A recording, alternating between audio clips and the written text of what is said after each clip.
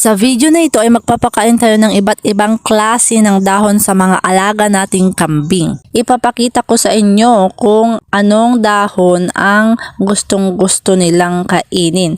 May mga kambing kasi na maarte at ayaw talaga nila kahit anong gawin mo. Ayaw talaga nilang kainin ang ipinapakain mong mga dahon. Tulad nitong upgraded native na alaga namin mismo, ayaw niya. Pero itong nanay, tingnan nyo, kumain siya. Kumain siya ng dahon ng mulberry.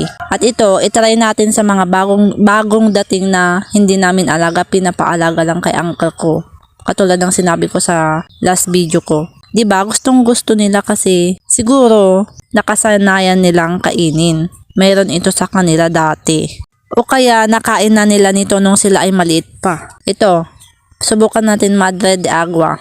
Yan, 'di ba? Gustong-gusto nila kaya pala ang daming bumibili na buyer sa akin na nag-aalaga ng kambing. Ang una nilang hinahanap ay Madre de Agua. Marami kasing benefits ang Madre de Agua sa mga kambing.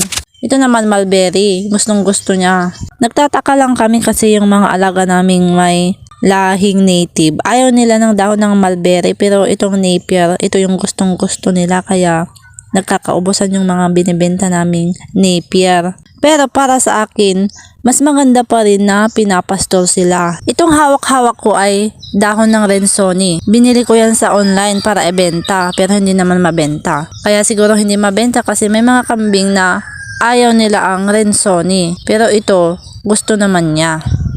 Nasa sa inyo yan kung anong ipapakain nyo, pero mas prefer ko talaga yung Madre de Agua at mga damo na tumutubo sa paligid. Ito nga pala yung kambing namin na ayaw ng dahon ng Rensoni. Diba ayaw niya? May mga kambing talaga na ayaw niyang mga dahon na pinapakain natin kahit na anong gawin natin. Maraming salamat po sa nanood. Don't forget to like and subscribe.